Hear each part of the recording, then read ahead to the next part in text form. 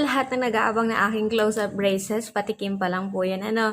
I would like to say thank you very much to Heidi and at the same time to Cyron for commenting on my video and then for requesting this video as well. And to those who are waiting sa aking close-up braces, eto na yon. Finally, I made already a video and I hope to those people who are going to watch this, I hope you will learn something from my braces.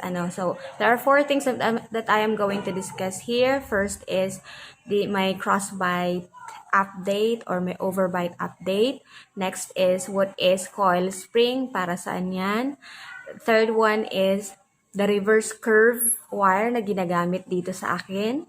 And then the fourth one is teeth extraction. So, aalamin natin ano ba yung sinabi ni Doc sa akin regarding teeth extraction. So, that's it. We're going to discuss those 4 things in this close-up video presentation.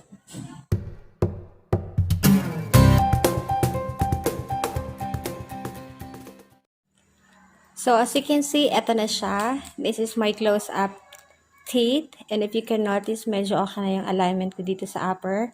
Kaya lang, crossbite pa ako ngayon or yung tinatawag natin na overbite. So, naging overbite siya kasi yung ginagamit dito sa upper ko na wire is what we called reverse curve wire. Reverse siya kasi parang binabalik niya yung dating paka-align ng or paka-curve ng teeth. As you can notice also, meron diyang maliliit na wire. Okay, para to tighten. And the other sides, meron yan. Lahat yan yung mga nasa upper ko. Hindi nyo lang napapansin, pero may wire yan sa baba. So, ginagamit yan para mas higpitan yung pakakapit ng bracket sa teeth. Kasi kapag kailangan ng adjustment, yung teeth mo, hindi siya masyadong uuga o hindi siya masyadong aalis into place. So, as you can notice, itong dalawang ito dati, protruded masyado yan. It's because of 2 years o mahigit 2 years na yung paggamit ko ng braces na wala na yung paka-protruded ko. So, here naman sa baba, so makikita niyo ang ginagamit siya is yung parang itinatawag na braided elastics. As compared to the upper, iba yung ginagamit na elastic dyan sa taas. Kasi parang pang-loosen ata itong nasa taas yung ginagamit siya. Unlike yung sa baba, kasi sa baba, kino-compress yung teeth ko. So, dito sa taas, medyo ang ginagawa sa kanya, parang nilulose mo na siya. Kasi ang gagawin ni Doc, sabi niya, sana magkakaroon ng teeth extraction. So, sabi ko kay Doc, ayoko nang tanggalan dito ng teeth sa taas.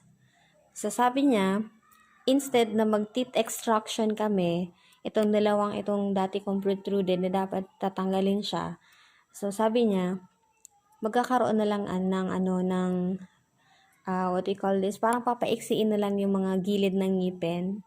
Okay, so as you can see, this is the wire. Yung kanina, yun yung bracket, and then yung elastic na ginagamit dito sa braces.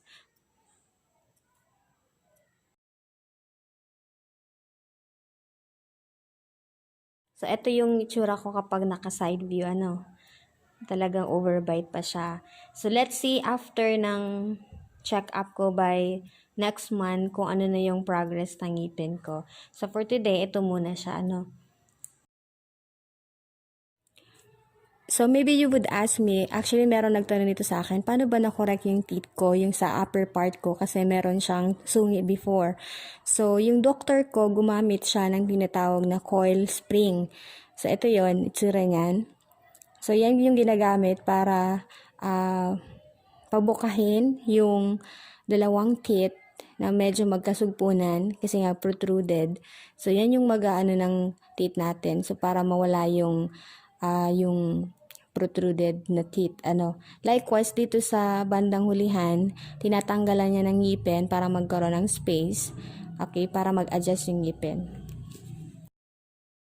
So, ayan, better curve na yung nasa taas. Okay na yung curve ng teeth ko. Kaya lang, ang inaayos naman ngayon yung crossbite or overbite ko. Siguro after the operation na gagawin dito sa upper part, naging okay na siya. So, yung nasa lower ko, if you can notice, medyo hindi pa pantay yung mga teeth dyan. So, aayusin yan after na yung maayos yung nasa upper part. Kasi naging ganyan yung itsura niyan kasi dati protruded din yung nasa lower part ko. Kaya ganyan yung itsura niya. Nakadepende kasi yan sa upper part, yung itsura ng teeth natin sa lower part. So, aayusin yan, papantayin yan, pag okay na yung nandito ko sa upper part.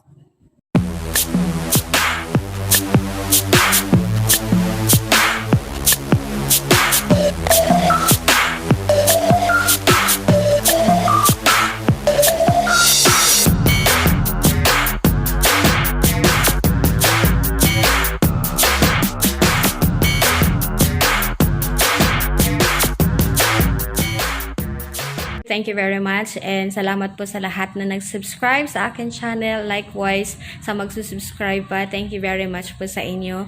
Sa lahat po na may question regarding braces, fake braces, DIY braces, and then paano ba maglinis ng ngipin na may brace, lahat po yan nasa baba.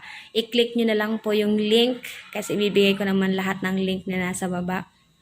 And sana on my next video, magkita-kita po tayo for another topic to be discussed.